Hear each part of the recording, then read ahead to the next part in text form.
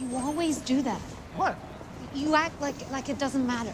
No. But all the little brush-offs, the dismissive pats on the head, it matters, Marty. Why? You know what you're doing is important, so who cares?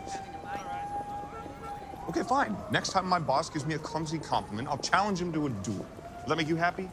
I wouldn't want to hurt your stellar reputation. Just tell me what you want. Nothing.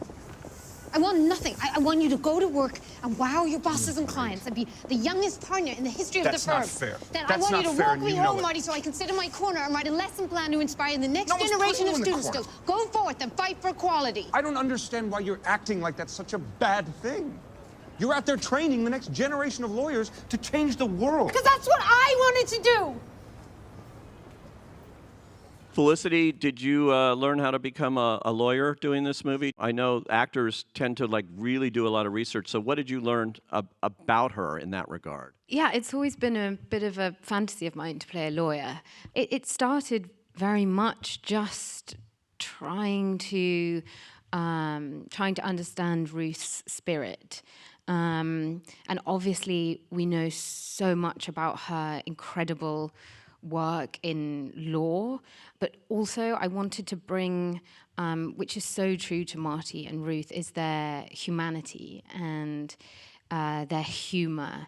And at every step of the way, the odds were against Ruth. And each time it was the bedrock of coming back to the home that managed to give her the strength to keep on going and to keep pushing through and to keep that hope that even though the world wasn't on her side necessarily, that she could win. It all started at the funeral of Marty, your character here. This was the inspiration because he was such a supportive person, all working on that very famous tax case that really changed things that they did, but also throughout the marriage, right?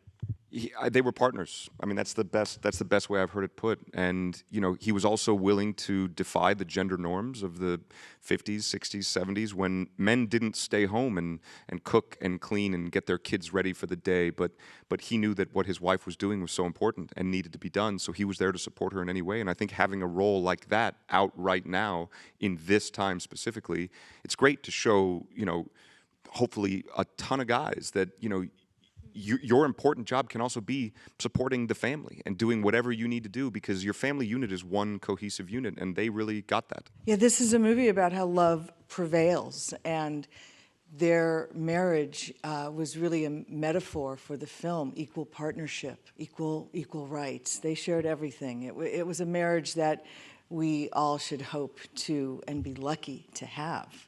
And they supported each other in every possible way.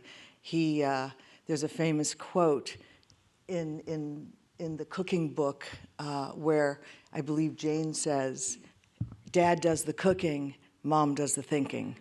And there's also the other great quote where he said, "I would never dare give her advice on a legal case, just like she better not dare to give me advice on cooking," or something like that. Yeah.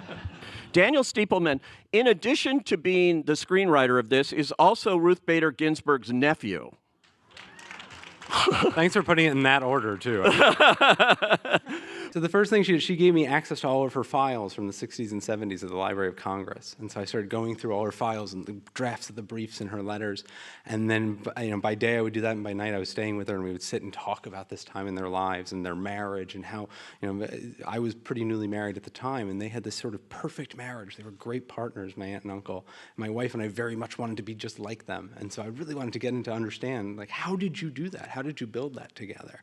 And that's really what the movie's about. It's about a case, but it's about these two people who just supported and loved each other and were equal partners. I mean, they both had careers, but also at home raising a family. They did everything together. This is a movie about how change can happen.